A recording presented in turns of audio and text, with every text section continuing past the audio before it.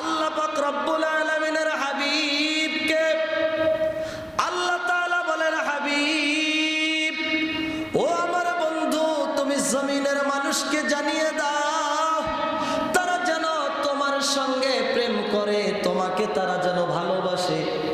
জমিনের মানুষেরা মানুষকে ভালোবাসে কয়েকটা কারণে।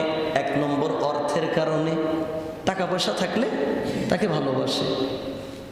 দুই নম্বর চেহারার কারণে, বক্তার বংশীয় ক্ষমতার কারণে, বংশীয় স্ট্যাটাসের কারণে, ঠিক কিনা বলেন? কথাবার্তার সৌন্দর্যের কারণে, চরিত্র সৌন্দর্যের কারণে, নাকি? যার চরিত্র ভালো না, চেহারাও ভালো না, ব্যবহার ভালো না, বংশও ভালো না, টাকাও নাই, কেউ ভালোবাসবে?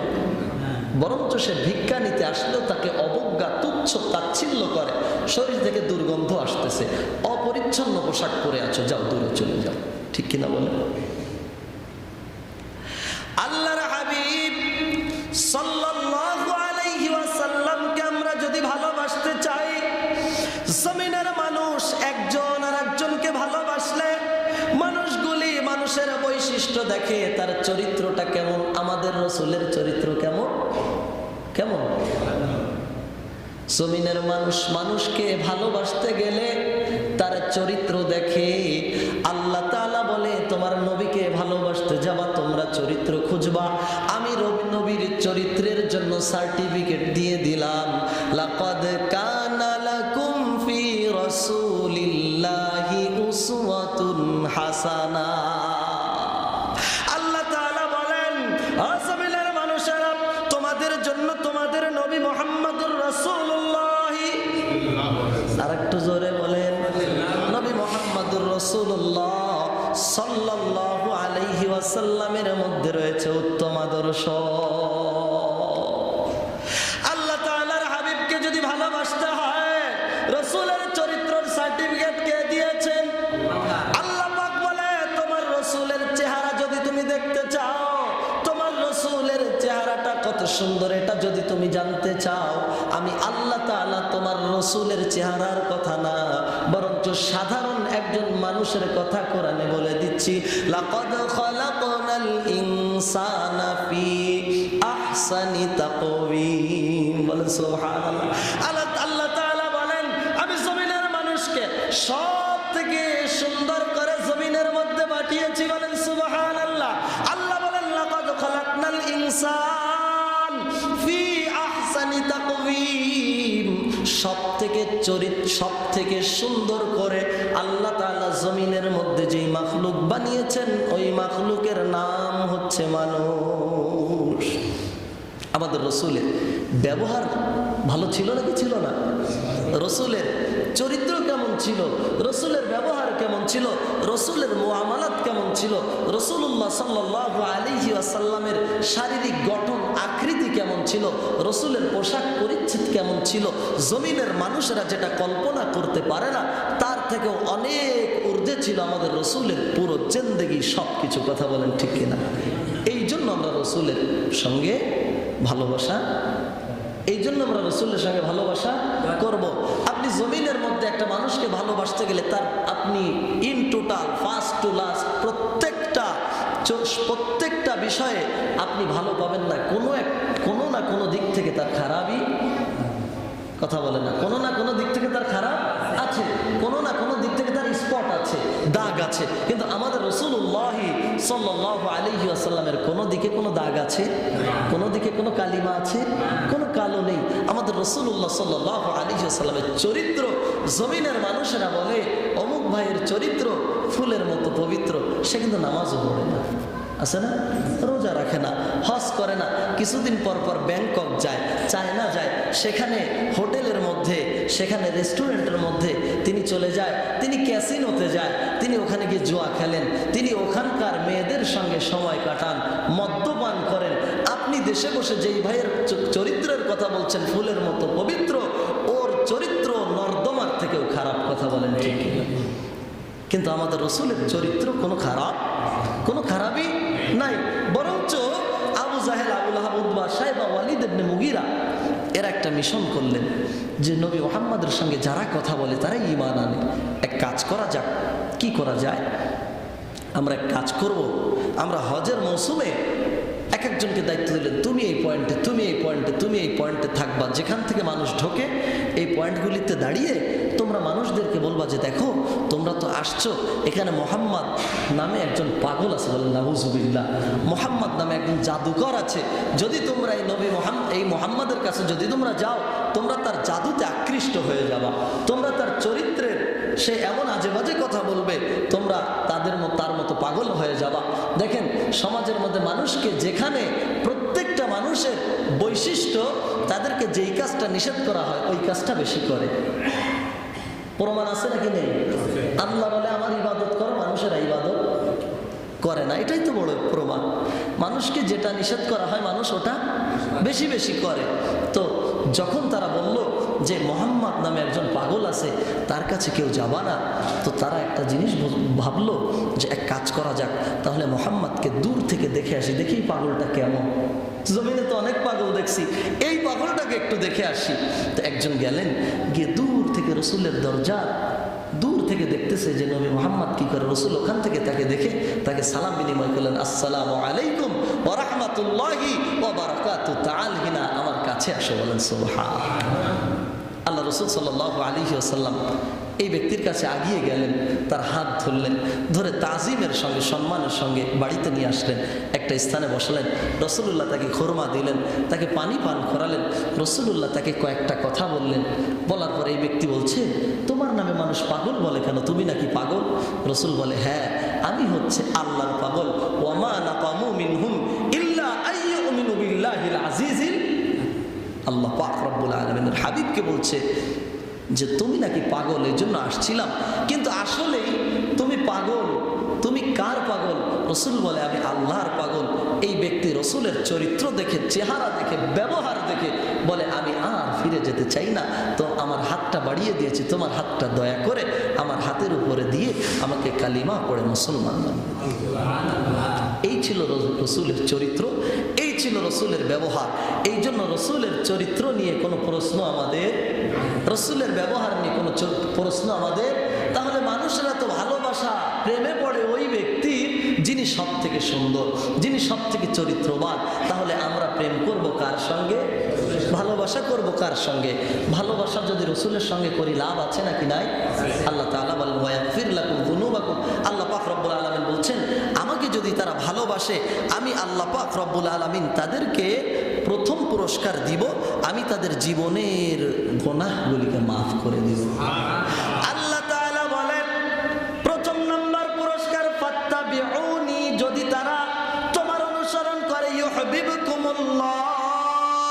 প্রথম নাম্বার পুরস্কার, যেই বান্দারা, যেই উম্মতেরা তুমি নবী মুহাম্মদুর রাসূলুল্লাহ সাল্লাল্লাহু আলাইহি ওয়াসাল্লামকে ভালোবাসবে, আমি আল্লাহ পাক রব্বুল আলামিন ইউহিব্বুকুমুল্লাহ, তাদেরকে ভালোবাসবো। জমিনের মানুষেরা যদি আল্লাহর ভালোবাসা পেয়ে যায়, এই মানুষের আর কোনো কিছু প্রয়োজন হতে পারে? জমিনের সবাই যদি মানুষের বিরুদ্ধে চলে যায়, আর আমার আল্লাহ যদি ওই মানুষের পক্ষে থাকে, সবাই বিরোধিতা করে কিছু করতে পারে? আল্লাহ তাআলা প্রথম নাম্বার বলেন আমি আল্লাহ তাকে ইউহিব্বুকুমুল্লাহ, আমি আল্লাহ ভালোবাসবো। ওয়ায়াগফির লাকুম যুনুবাকুম, তার পাপ রাশিকে ক্ষমা করে দিব। আমি আল্লাহ শুধু ক্ষমা করব না, পাপ রাশি সম পরিমাণ ওই বান্দার আমল নামায় নেকি লিখে দিব। তাহলে ভালোবাসতে হবে কাকে? রসুলকে। রসুলের ভালোবাসা আমাদের মধ্যে আছে, আছে, রসুলের ভালোবাসা আমাদের মধ্যে আছে। একটু ভালোবাসা তো আছে, একটু বেশি ভালোবাসা চেতে যায় যখন রবিউল আউয়াল আসে, ওই সময়, ঠিক কিনা বলে? আহারে, অন্য সময় ভালোবাসা আছে। রসুলের ভালোবাসা কি পরিমাণ! রসুলের সুন্নাত ছিল মানুষকে সালাম দেওয়া। আমরা রাস্তা দিয়ে হাঁটি, মনে হয় বোম মারলেও আমাদের মধ্য থেকে সালাম বের হয় না। রসুলের আদর্শ ছিল, রসুলের সুন্নাত ছিল, রাস্তায় কোনো একটা যদি ক্ষতিকর বস্তু পড়ে থাকে, একটা ইট পড়ে থাকে, পাথর পড়ে থাকে, কাঁটা পড়ে থাকে, এটাকে সরিয়ে দেওয়া। এই সুন্নাত পালন করি না, তাহলে আমার স্ট্যাটাসে বাদে। রাস্তায় একটা ইট পড়ে আছে, এটা আমি উঠাবো কেন? ঠিক কিনা বলেন? কিন্তু এটাও রসুলের সুন্নাত। আল্লাহর হাবিব বলেন মান তামাসসাকা বিসুন্নতি ইনদা ফাসাদি উম্মতি ফালাহু আজরু মিয়াতি শাহীদ। পয়গম্বর আখেরি জামানার মধ্যে, যেই জামানার মধ্যে গোনা সহজ হয়ে যাবে, নেকি কঠিন হয়ে যাবে, সমাজের মানুষেরা গোনার জন্য পাগল হবে, নেকির জন্য পাগল হবে না। এই মুহূর্তের মধ্যে জমিনের কোনো মানুষ যদি আমার একটা সুন্নাতকে মজবুত ভাবে আঁকড়ে ধরে, শক্ত করে আঁকড়ে ধরবে কেমন? সামনের দাঁত দিয়ে না, মাড়ি দাঁত দিয়ে ধরবে। আমরা শক্ত জিনিস চাবাই কোন দাঁত দিয়ে? মাড়ি দাঁত দিয়ে। রসুল বলে যদি সামনের দাঁত দিয়ে ধরে তাহলে টান দিলে সামনের দাঁত ভেঙে যেতে পারে, ওটা ছিঁড়ে যেতে পারে, কিন্তু মাড়ি দাঁত দিয়ে ধরলে এটা সহজে ভাঙবে না, সহজে ছিঁড়বে না। রসুল বলে আমার একটা সুন্নাত এমন ভাবে ধরবে কেমন যেন মাড়ি দাঁত দিয়ে খিটিমিটি করে ধরার মতো, এমন ভাবে যদি ধরতে পারে, তিনি যখন মারা যাবে কিয়ামতের ময়দানে যখন সবার আমল নামা উঠবে, তার আমল নামা ডান হাতে আসবে, সে দেখবে তার আমল নামার মধ্যে জীবনে কতবার তিনি ঘুমিয়ে ঘুমিয়ে কাটিয়েছেন, কতবার তিনি পেট ভরে খেয়েছেন, কতবার তিনি বাজারে সময় কাটিয়েছেন, কতবার তিনি ব্যবসায় সময় কাটিয়েছেন, চাকরিতে সময় কাটিয়েছেন। এত ব্যস্ততার মধ্যে তিনি ইবাদত অনেক কম করতে পেরেছেন, শুধু 5 ওয়াক্ত নামাজ আদায় করেছেন আর অন্যান্য ইবাদত টুকটাক করেছেন, কিন্তু তার অধিকাংশ সময় তিনি ইবাদতের বাহিরে কাটানোর পরেও আমল নামায় দেখবে ডান হাতের মধ্যে 100 বার তিনি শহীদ হয়েছেন আল্লাহর রাস্তায়, এই নেকি তার আমল নামায় লিখে দেওয়া হয়েছে। 100 বার শহীদ হওয়া সহজ ব্যাপার? 2 বার কেউ শহীদ হতে পারবেন এখানে? 2 বার শহীদ হওয়া সম্ভব? একবার মরে গেলে তো শেষ হয়ে গেল। রসুল বলেন যে 100 সাহাবী মনে করেন যুদ্ধের ময়দানে গিয়ে শহীদ হয়েছেন, 100 ব্যক্তি শহীদ হওয়ার পরে যেই নেকি পেয়েছেন, এই ব্যক্তি শহীদ না হয়ে রসুলের একটা মুর্দা সুন্নাতকে জিন্দা করার কারণে ওই 100 শহীদ পরিমাণ সওয়াব তার আমলনামায় পেয়ে যাবে। কত কেজি 5 হবে নাকি? 5 কেজি পরিমাণ হবে? বলে না, অনেকে বলতে হবে না, তার মানে আরো কম হবে। যাই হোক, নেকি দেওয়ার মালিক কে? প্রিয় মুসলিম, যেই কথা বলছিলাম, তাহলে সুন্নাত পালন করব কার?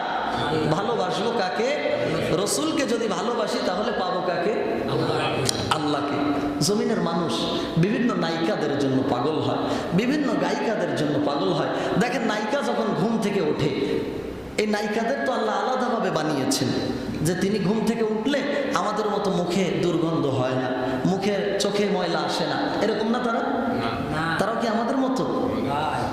আল্লাহ পাক রব্বুল আলামিনের হাবিব সাহাবাদেরকে জানিয়েছেন, সাহাবারা তাবেঈদেরকে তাবেঈদেরকে জানিয়েছেন, ও জমিনের মানুষেরা, জমিনের মানুষগুলি যেই মানুষের পাগল, ওই মানুষ ঘুম থেকে উঠে দাঁত ব্রাশ না করলে তার কাছে যাওয়া যায় না, ঠিক না? চোখ পরিষ্কার না করলে তার চেহারা দেখা যায় না, মুখে মেকআপ না লাগালে তাকে সুন্দর দেখা যায় না। আল্লাহ পাক রব্বুল আলামিন জান্নাতের মধ্যে যেই নাজ নিয়ামত দিবেন, যেই হুর দিবেন, এই হুর কখনো রাতের বেলায় ঘুমাবে কিন্তু তার ব্রাশ করতে হবে না। হুরের চোখ থাকবে, চোখের মধ্যে কম দেখবে না, চোখে পাওয়ারের চশমা লাগাতে হবে না, চোখের মধ্যে ময়লা থাকবে না, হুরের কোমরে ব্যথা থাকবে না, লাঠি লাগবে না। জমিনের মধ্যে মানুষগুলি যদি আল্লাহকে খুশি করে জান্নাতে যেতে পারে। আল্লাহ পাক রব্বুল আলামিনের হাবিব বলে, যারা আমার রবকে ভালোবাসবে তাদেরকে ইত্তেবা করতে হবে আমি রসুলের অনুসরণ করে। যদি তারা মরতে পারে তারা এমন জান্নাত পেয়ে যাবে যেই জান্নাতটা একদম সর্বশেষে যেই মানুষ জান্নাত পাবেন।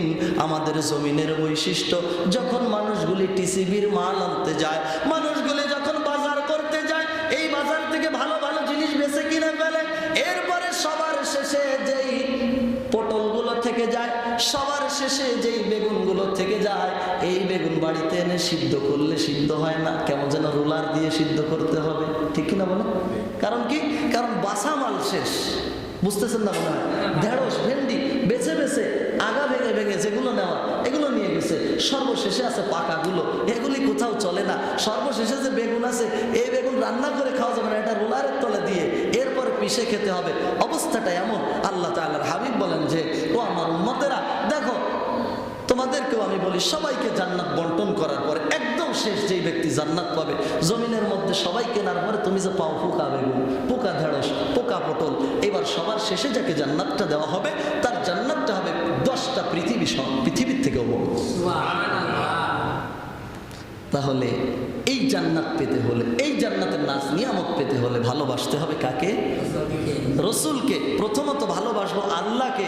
আল্লাহ তো বলে দিয়েছেন যে আমাকে দেখেন, এই যে ভূমি অফিসে আপনি কোনো একটা কাজ নিয়ে সরাসরি এসিল্যান্ড মহোদয়ের কাছে গেলেন, তিনি বলবে এক কাজ করেন, এই কাজটা আমার না, আপনি ওই টেবিল থেকে সই নিয়ে আসেন, এরপরে আমি এটাকে অ্যাপ্রুভ করে দিব, সই দিয়ে দিব, ঠিক কিনা বলে?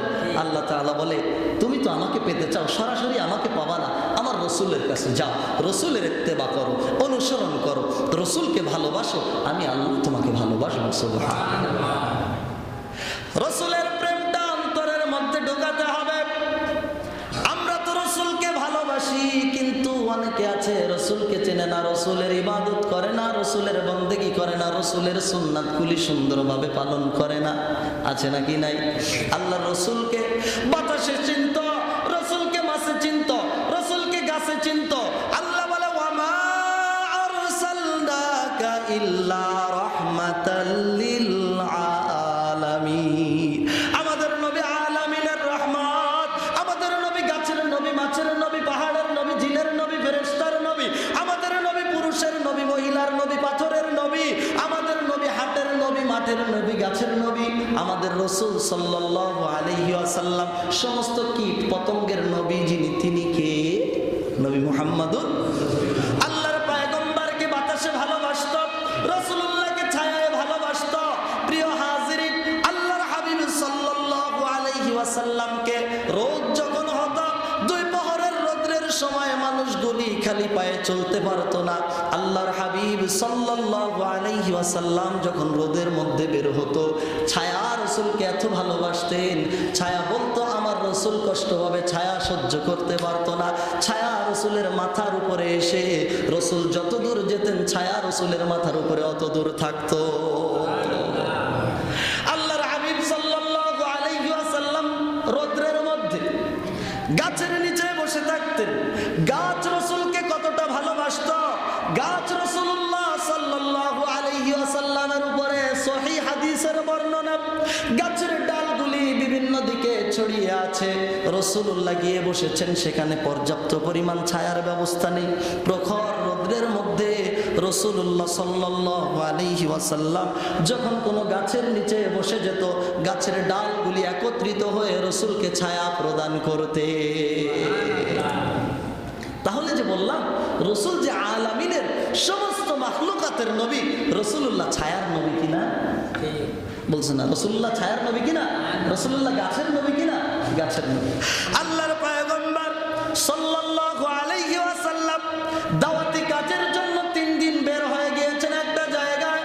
আল্লাহর রাসূল সাহাবাদেরকে নিয়ে ফিরে আসছেন। জিবরিল আমিন গিয়ে রাসূলকে সালাম জানালেন, রাসূলের সঙ্গে সাহাবারা রয়েছেন। আল্লাহর রাসূলকে বলে ইয়া রাসূলুল্লাহ, ইয়া হাবিবাল্লাহ, ও পয়গম্বর আপনার কাছে একটা মেসেজ দিতে চাই। রাসূল বলে কি বলতে চাও ভাই জিবরিল, তুমি বলো। বলে ইয়া রাসূলুল্লাহ, আপনাকে 3 দিন পর্যন্ত উহুদ পাহাড় দেখে না। সুবহানাল্লাহ। উহুদ পাহাড় কান্না শুরু করেছে, ক্রন্দন শুরু করেছে। ও রাসূল,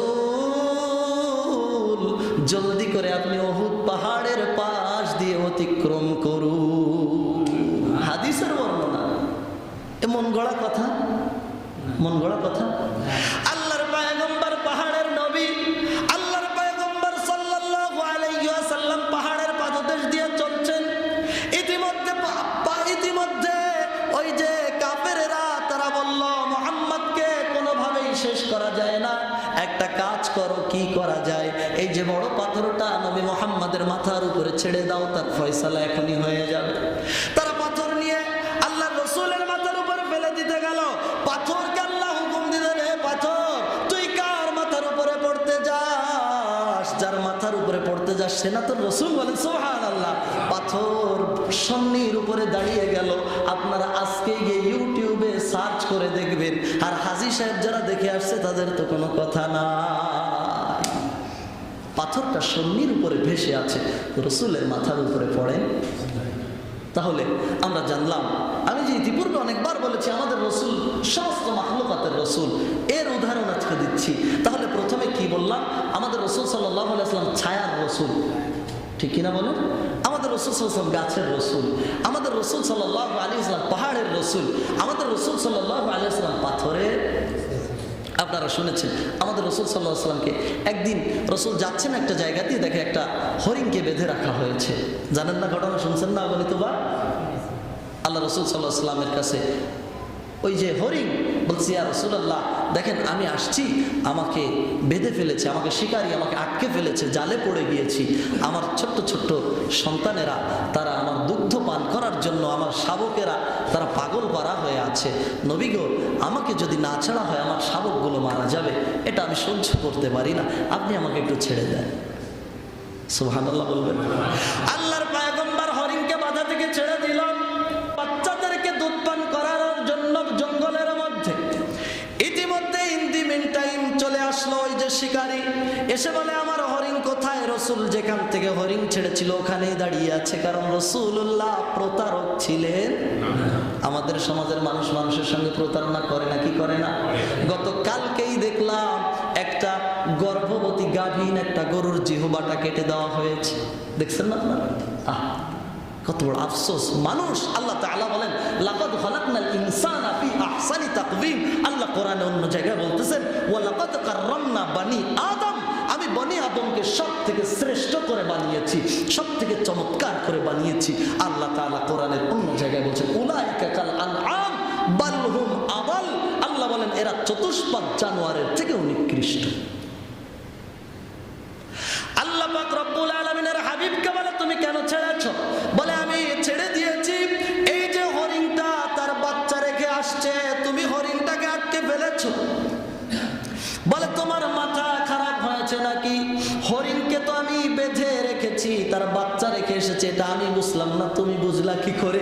রসুল বুঝেছেন, এই কারণে তিনি সমস্ত মাখলুকাতের নবী। রাসূলুল্লাহকে বলতেছেন তুমি আমার ওই যে হরিণ ছাড়ছো, হরিণ ফিরাই দাও। বলে না ভাই, হরিণ চলে আসবে। বলেন না সুবহানাল্লাহ। এটা কোনো কথা? পাখিকে আপনি ছেড়ে দিলেন, এটা আবার ফিরে আসবে। আপনি জঙ্গলের একটা জিনিস ধরেছেন, এটাকে ছেড়ে দিবেন, ফিরে আসবে, এটা সম্ভব? সম্ভব? রসুলের জন্য সম্ভব। আল্লাহর পয়গম্বর দাঁড়িয়ে আছে, বিকাল হয়ে গেল। ওই ব্যক্তি বলতেছে, ওই শিকারী বলে তোমার এই হরিণ আর ফিরবে না, তুমি তো উল্টা পাল্টা কথা বলো। রসুল বলে ওই যে তাকিয়ে দেখো, জঙ্গলের দিক থেকে শুধু ওই হরিণ একা আসছে না, ওর সঙ্গে ওর বাচ্চা সহ হরিণের ঝাঁক তোমার কাছে আসতেছে। ব্যক্তি বললেন যে তুমি যে সত্য নবী আমি মেনে নিলাম, আমার হাতে হাত, তোমার হাতে হাত দিয়ে আমি কলেমা পড়তে চাই, আমাকে তুমি কলেমা পড়ে মুসলমান বানাও। তাহলে রসুল মাখলুকাতে আল্লাহ। রসুল একদিন বসে বসে সাহাবাদেরকে তালকিন দিচ্ছে, সাহাবাদেরকে বয়ান করছেন। এর মধ্যে একটা উট চলে আসছে। রাসূলুল্লাহ বলে তোমরা সরে যাও, উটটাকে আমার কাছে আসতে দাও। উটটা রসুলের কাছে গেলেন। উটের লম্বা ঘাড় নাকি খাটো ঘাড়? লম্বা ঘাড়। ঘাড়টাকে উটটা টেনে রসুলের কানের কাছে নিলেন। রাসূলুল্লাহ পরম আদরে নিজের সন্তানের মতো উটের মাথার মধ্যে হাত দিয়ে তার মাথাটা রসুলের কানের সঙ্গে লাগিয়ে নিলেন।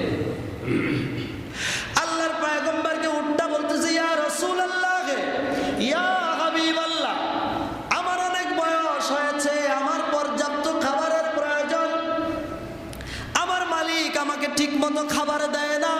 ও পয়গম্বর, আমাকে দিয়ে অনেক ভারী ভারী বোঝা বহন করায়, আপনি একটু আমার মালিককে বলে দেন আমার বয়স হয়েছে, আমাকে দিয়ে যেন একটু কম বোঝা বয়, আমাকে দিয়ে যেন একটু কম বোঝা বহন করায়, আমাকে যেন একটু পেট পুরে খেতে দেয়। রাসূলুল্লাহ ওই উটের মালিককে ডাক দিয়ে সব বুঝিয়ে দিলে। রাসূলুল্লাহ বলছেন তোমার উটের সঙ্গে এই ব্যবহার করবা না।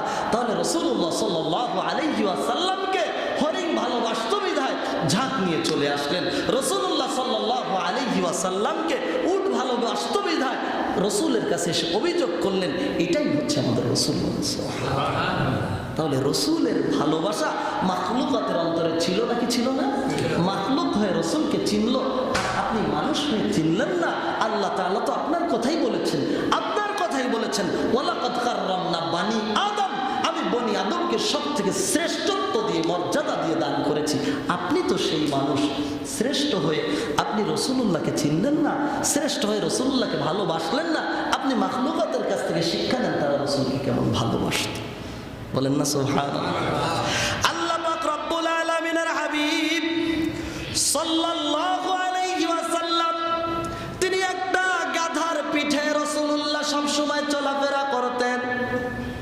আল্লাহর রাসূল সাল্লাল্লাহু আলাইহি ওয়াসাল্লামের ওফাতের পর রাসূলুল্লাহ যখন ইন্তেকাল করলেন তখন এই গাধাটা বুঝতে পারলো। দেখেন, যখন কোরবানির জন্য গরুটা গোয়ালের মধ্যে লালন পালন করার পর যখন কোরবানি দেওয়ার জন্য এই পশুটাকে বিক্রির প্রস্তুতি নিবেন, পশুর চোখ থেকে পানি বের হয় নাকি হয় না? এরা বোঝে, এরা বোঝে। আল্লাহ তাআলা বুঝ শক্তি দিয়েছেন, কিন্তু আল্লাহ তাআলা এদেরকে জবান। এই গাধাটা রাসূলের ইন্তেকালের পর ওফাতের পর পাগল পারা হয়ে গেল। চতুর্দিকে গাধাটা ছোটাছুটি করে, এখানে যায় ওখানে যায় সেখানে যায়, কিন্তু কিচ্ছু ভালো লাগে না। গাধা দেখতেছে যে আমার রাসূল ইন্তেকাল করেছেন, রাসূল আমার উপরে বসতেন, আমার রাসূল তিনি ইন্তেকাল করেছেন, আমি গাধা, আমার কাজ হচ্ছে বোঝা বহন করা, মানুষকে বহন করা। রাসূলুল্লাহ ইন্তেকাল করেছেন, আমাকে অন্য মানুষ আমার উপরে সওয়ার হবে। বাবা মরে যায়, সন্তান বাবার গাড়ি ব্যবহার করে, বাবা মরে যায়, সন্তান বাবার চেয়ারে বসে যায়, বাবা মরে গেলে সন্তান তার সম্পত্তি ভোগ দখল করে, স্বজনেরা ভোগ দখল করে। আমি ইন্তেকাল, আমার রাসূলের ইন্তেকাল হয়ে গেছে, আমি গাধার উপরে, অন্য মানুষেরা উঠবে যেই পিঠের উপরে আমার রাসূল বসেছে, এই পিঠের উপরে অন্য কেউ বসবে, আমি গাধা বরদাস্ত করতে পারি না। গাধা একটা কূপের মধ্যে ঝাঁপ দিয়ে কূপের নিচে গিয়ে সেখানে তার জীবনটাকে আত্মহুতি দিয়েছে। তাহলে রাসূল যে মাখলুকাতের নবী বিশ্বাস হয়? হয়। আল্লাহর পয়গম্বর মসজিদে নববীতে আমাদের চমৎকার কত সুন্দর মেহরাবের ব্যবস্থা। বাংলাদেশের বিভিন্ন জায়গায় দেখবেন 8 লক্ষ 10 লক্ষ টাকা, 15 লক্ষ 20 লক্ষ টাকা খরচ করে কারুকার্য, চমৎকার কাঠের কারুকার্য করে মেহরাব তৈরি করা আছে নাকি নাই? ঢাকার বড় বড় সেন্ট্রাল মসজিদগুলোতে দেখবেন। ইসলামের প্রথম জামানায় রাসূলুল্লাহ সাল্লাল্লাহু আলাইহি ওয়াসাল্লাম মসজিদে নববীতে একটা মরা খেজুর গাছ, একটা খেজুর গাছের খুঁটির সঙ্গে হেলান দিয়ে রাসূলুল্লাহ দাঁড়াতেন, খুতবা দিতেন। আল্লাহ রাসূল সাল্লাল্লাহু আলাইহি ওয়াসাল্লামের হাতে হাত দিয়ে যখন অনেক মানুষ মুসলমান হয়ে গেল, তখন রাসূলুল্লাহ সাল্লাল্লাহু আলাইহি ওয়াসাল্লামের একজন সাহাবিয়া মহিলা, সাহাবিয়া রমণী, তিনি, তার একটা গোলাম ছিল কাঠমিস্ত্রি। কি মিস্ত্রি? কাঠমিস্ত্রি গোলাম। তো তিনি রসুলের কাছে আরজি করলেন, ইয়া রাসূলুল্লাহ, ইয়া হাবিবাল্লাহ, আস্তে আস্তে দিন তো ডেভেলপ হচ্ছে, দিনের উন্নয়ন হচ্ছে, মসজিদ যত দিনে দিনে যত উন্নয়ন হয় আস্তে আস্তে এসি লাগে। এক সময় ছিল গোলপাতা, ছাদ হয়, এসি হয়, থাই গ্লাস হয়, টাইলস হয়, হয় নাকি? হয়। তো বলতেছি, ইয়া রাসূলুল্লাহ, আপনি কতদিন মরা খেজুর গাছের খুঁটিতে হেলান দিয়ে, আমার গোলাম আছে কাঠমিস্ত্রি, তো আমি এক কাজ করি, আমার গোলামকে দিয়ে আমি একটা মেহরাব আপনাকে বানিয়ে হাদিয়া দিতে চাই। রাসূল বলে, বাহ, চমৎকার, তুমি দিয়ে দাও। রাসূলুল্লাহ সাল্লাল্লাহু আলাইহি ওয়াসাল্লামের জন্য এই মেহরাবটা সুন্দর করে কাঠের বানিয়ে মেম্বারটা মসজিদে পাঠানো হলো। আল্লাহর পয়গম্বর মসজিদে নববীতে প্রবেশ করলেন, করে দেখছে সাহাবীরা ওই যে খেজুর গাছের খুঁটিটা ছিল এটাকে উপড়ে ফেলে দিয়েছে বাহিরে, আর ওখানে চমৎকার কারুকার্যওয়ালা সুন্দর একটা মেহরাব দেওয়া হয়েছে। রাসূলুল্লাহ এটাই বসে বয়ান শুরু করেছেন। বর্ণনার মধ্যে পাওয়া যায় 2 ধরনের। সাহাবারা মসজিদে নববীর মধ্য থেকে শোনেন, মসজিদের আঙ্গিনায় 2 ধরনের বর্ণনা পাওয়া যায়। উটের ছোট্ট বাচ্চা যেইভাবে আওয়াজ করে এমন একটা আওয়াজ আসতেছে, আর একটা বর্ণনা পাওয়া যায় ছোট্ট শিশু মাসুম বাচ্চা যেমন ওয়া ওয়া করে মায়ের বিয়োগ বেদনায় কান্না করে। মা যদি ছোট্ট সন্তান রেখে মারা যায়, এই সন্তানের কান্না যেমন থামানো যায় না, কোথার থেকে যেন এমন একটা এতিমের কান্নার শব্দ আসছে। সবাই দেখতেছে, কোথায়? মসজিদে নববীতে আমাদের মসজিদের আশেপাশে বাচ্চার কান্না হলে আমরা সবাই নজর ওইদিক যাবে কি না? যাবে, কারণ মসজিদে তো ছোট্ট বাচ্চা আসে না, সবাই তাকিয়ে আছে, কি রে কোথার থেকে আওয়াজ আসে, কেউ খুঁজে পাচ্ছে না। রসুলের কর্ণকুহরে আওয়াজটা পৌঁছালো। আল্লাহর পয়গম্বর সাল্লাল্লাহু আলাইহি ওয়াসাল্লাম সাহাবাদেরকে বললেন, তোমরা একটু লক্ষ্য করো তো আওয়াজটা কোথা থেকে আসে। সাহাবারা খুঁজে কোথাও পাচ্ছেন না। ইতিমধ্যে একজন বললেন, ইয়া রাসূলুল্লাহ, এই যে খেজুর গাছের কাঠ, এখান থেকে আওয়াজ আসতেছে। পয়গম্বর মেহরাব থেকে নেমে মসজিদের বাহিরে খেজুর গাছের কাছে চলে গেলেন। গিয়ে আল্লাহর পয়গম্বর শুনতেছেন খেজুর গাছ ছোট্ট মাসুম বাচ্চাকে যখন কোনো মানুষ মারে, যখন কোনো সন্তানেরা খেলার মাঠে মারে, এই সন্তানটার পিতা মাতা যখন কাছে যায়, যখন দুঃখ ভোলানোর চেষ্টা করে, বাচ্চার কান্না আরো বেড়ে যায়। আল্লাহ আরো, বুঝতেছেন না কথা, তখন ভালোবাসাটা আরো বেড়ে যায়, আরো কান্না বেড়ে যায়। তো যখনই রাসূলুল্লাহ সাল্লাল্লাহু আলাইহি ওয়াসাল্লাম এই খেজুর গাছের কাঠের কাছে গেলেন, তখন শুনতেছে যে এই গাছের কান্না আরো বেড়ে গেছে। রাসূলুল্লাহ সাল্লাল্লাহু আলাইহি ওয়াসাল্লাম কাঠের কাছে প্রশ্ন করলো, কি সমস্যা, তুমি কাঁদতেছো কেন? কাঠ বলে, ইয়া রাসূলুল্লাহ, দীর্ঘদিন আপনি আমার উপরে হেলান দিয়ে খুতবা দিয়েছেন, আজকে থেকে আপনি আমাকে ফেলে দিয়েছেন, ও নবী আমি আপনাকে ছাড়া থাকতে পারি না। বলেন সুবহানাল্লাহ। মারা খেজুর গাছ বলে, ইয়া রাসূলুল্লাহ, ইয়া হাবিবাল্লাহ, দীর্ঘদিন পর্যন্ত আপনি আমার পিঠে হেলান দিয়ে আপনি খুতবা দিয়েছেন, আপনার স্পর্শ আমার শরীরের মধ্যে আছে। রাসূল, রাসূল গো, আমি আপনার স্পর্শ ভুলতে পারি না। রাসূলুল্লাহ তার কান্না শুনে তাকে জড়িয়ে ধরলেন। সুবহানাল্লাহ। সহিহ হাদিসের মধ্যে পাওয়া যায় রাসূলুল্লাহ খেজুর গাছকে সন্তানের মতো জড়িয়ে ধরলেন, ধরে বলতেছেন, ও খেজুর গাছ, তোমার কান্নার কোনো কারণ নাই, তুমি যদি বলো তোমার ইচ্ছাটা প্রকাশ করো, আমি তোমাকে মক্কার মদিনার আঙিনায় লাগিয়ে দিব। গোটা পৃথিবীর যত মানুষ কিয়ামতের আগ অবধি যত মানুষ উমরার জন্য আসবে, হজের জন্য আসবে, তোমাকে দেখবে, আমি তোমার জন্য আল্লাহর কাছে দোয়া করব, তুমি জীবিত গাছ হয়ে যাবা। তোমার মধ্যে এমন খেজুর আল্লাহ দিবে, এই খেজুর তোমার গাছ থেকে কোনোদিন ফুরাবে না। খেজুর গাছ বলে, রাসূল না, আমি জীবিত হওয়ার জন্য আমি ক্রন্দন করি না, আমি চাই আপনার সঙ্গে জান্নাতে থাকতে। বলে সুবহানাল্লাহ। আল্লাহর হাবিব বলে, খেজুর গাছকে দাফন করে দেওয়া হোক। বর্ণনার মধ্যে পাওয়া যায় এই খেজুর গাছকে রাসূলুল্লাহ সাল্লাল্লাহু আলাইহি ওয়াসাল্লামের জান্নাতের মধ্যে আল্লাহ তাআলা জীবিত করে দিবেন। বলেন না সুবহানাল্লাহ। মরা খেজুর গাছ রাসূলকে ভালোবাসতো। আর আপনি আমি দাবি করি আমরা আশিকে রাসূল, দাবি করি আমরা মুসলমান, রাসূলের সুন্নাত ঠিকমতো পালন করতে পারি? রাসূলের সুন্নাত আমাদের মধ্যে নাই। ফরজ পড়া শেষ, ইমাম সাহেব আসসালামু আলাইকুম ওয়া রাহমাতুল্লাহ বলার আগে মুসল্লি আর একজনের পিঠের উপর দিয়ে লাফ দেয়, এমন একটা অবস্থা দেয় যে, এটা বলছি না কারণ এটা বাস্তব না, এটা অবাস্তব কথা, মানে এমন একটা অবস্থা, ইমাম সাহেব সালাম ফেরাবে কখন, ঠিক কিনা বলে? কিন্তু হাদিসের মধ্যে পাওয়া যায় একটা মাছ পানিতে থাকলে যতটা আত্মতৃপ্তি লাভ করে, যতটা ভালো লাগে, একটা মুমিন মসজিদে ঢুকলে অতটা ভালো লাগে। বল সুবহানাল্লাহ। আর আমরা মসজিদে ঢুকলে শরীরের মধ্যে জ্বালা শুরু হয়ে যায়, ঠিক কিনা বল? তাহলে আল্লাহ রাসূলকে মাখলুকাত কেমন ভালোবাসতো, আজকে কয়েকটা উদাহরণ আমরা পেয়েছি কিনা? পেয়েছি। আল্লাহর হাবিব সাল্লাল্লাহু আলাইহি ওয়াসাল্লামের ওফাত হয়ে গেল, রাসূলুল্লাহ ইন্তেকাল করলেন, এই খবর মদিনার অলিতে গলিতে পৌঁছে গেল। সাহাবীর নাম সম্ভবত আব্দুল্লাহ বিন যায়েদ ইবনে আব্দে রাব্বি, সম্ভবত ভুলে গেছি আমি, আব্দুল্লাহ বিন যায়েদ ইবনে আব্দে রাব্বি। তিনি উঠেছেন খেজুর গাছে। কোথায়? খেজুর পড়ার জন্য। তিনি খেজুর গাছের মাথা থেকে শুনছেন যে রাসূলুল্লাহ সাল্লাল্লাহু আখিরি জামানার নবী যখন মুহাম্মদ রাসূলুল্লাহ ওফাত হয়ে গেছেন, তিনি আর জমিনের মধ্যে নেই। আচ্ছা বলেন তো, একটা সন্তান তিনি একটা জায়গায় গিয়েছেন একটা কাজের জন্য, তিনি শুনছেন যে তার পিতা ইন্তেকাল করেছে, তার ওই কাজের মধ্যে আগের মতো মন থাকবে? আগের মতো মনোনিবেশ থাকবে? থাকবে না। আব্দুল্লাহ বিন যায়েদ ইবনে আব্দে রাব্বি তিনি গাছের উপরে ছিলেন, যখনই তিনি শুনেছেন আমার রাসূল নাই, তখন মনের মধ্যে ভালো লাগছে না খারাপ লাগছে?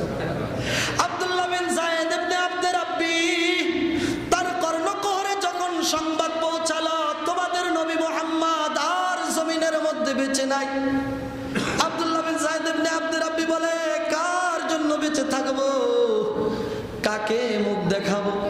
রসুলের সামনে বসে সুন্দর সুন্দর বয়ান শুনতাম, আমার নবী নাই। আব্দুল্লাহ বিন যায়েদ ইবনে আব্দুর রাব্বি গাছ থেকে হাত ছেড়ে দিলেন, নিচে পড়ে গেলেন। পড়ে গিয়ে তিনি আল্লাহর কাছে আরজি করছেন, আল্লাহ ও আমার প্রতিপালক, ও আরশের মালিক, আমি যেই চোখ দিয়ে রসুলকে দেখতাম, আমি এখান থেকে ফিরে যাব, দেখবো আমার রসুল শুয়ে আছে, আমার রসুল আর জীবিত নাই। আয় আল্লাহ, যেই চোখ দিয়ে আমি রসুলকে দেখতাম, জীবিত রসুলকে দেখতাম, রসুলের বয়ান শুনতাম, ওই রসুল আর মদিনার মধ্যে নাই। আয় আল্লাহ, আপনি আমার চোখ দুটিকে অন্ধ করে দেন। যেই মদিনাতে রসুল নাই, যেই মদিনাতে হাবিব নাই, ওই মদিনার কোনো কিছুই আমি দেখতে চাই না। আমি আমার রসুলকে দেখার জন্য আমার চোখ দুটো ছিল, এই মুহূর্ত থেকে আপনি আমার চোখ দুটিকে অন্ধ করে দেন। কতটা ভালোবাসা রসুলের প্রতি ছিল। জমিনের মানুষ চোখে একটু কম দেখে, ঝাপসা দেখে, অপারেশনের জন্য যদি টাকার অভাব থাকে মসজিদের সামনে সামনে দাঁড়িয়ে টাকা উঠায়, ঠিক কিনা বলে। আর সাহাবী তিনি আর চোখে দেখতে চান না, তিনি তার ফিউচার নিয়ে ভাবলেন না, আমার ভবিষ্যৎটা কি হবে। তিনি ভাবলেন আমার রসুল নাই, আমি রসুলকে দেখতে পারবো না, এই চোখ আর আমার প্রয়োজন নাই। বর্ণনায় পাওয়া যায় এই সাহাবীর চোখকে আল্লাহ তাআলা তার দোয়া কবুল করে তার এই চোখকে আল্লাহ অন্ধ করে দিলেন। তিনি যতদিন বেঁচে ছিলেন তিনি আর কখনো চোখে দেখতেন না, যতদিন বেঁচে ছিলেন আর চোখে দেখতেন না। এমন ভালোবাসা, রসুলের ভালোবাসা সাহাবাদের মনের মধ্যে ছিল। রসুলের ভালোবাসা প্রত্যেকটা মাখলুকাতের মধ্যে ছিল। তো মাখলুকাত রসুলকে ভালোবাসে, কীট পতঙ্গ রসুলকে ভালোবাসে, গাছ রসুলকে ভালোবাসে। আপনি আমি, আল্লাহু আকবার, আল্লাহ তাআলা তো বলছে ওয়ালাকাদ কাররামনা বানি আদম, শ্রেষ্ঠ মাখলুক হয়ে আমরা, শ্রেষ্ঠ হয়ে রসুলকে ভালোবাসি না, রসুলের সুন্নাত আমরা পালন করি না। এর থেকে দুর্ভাগ্য, এর থেকে দুঃখ আর কিছু হতে পারে না।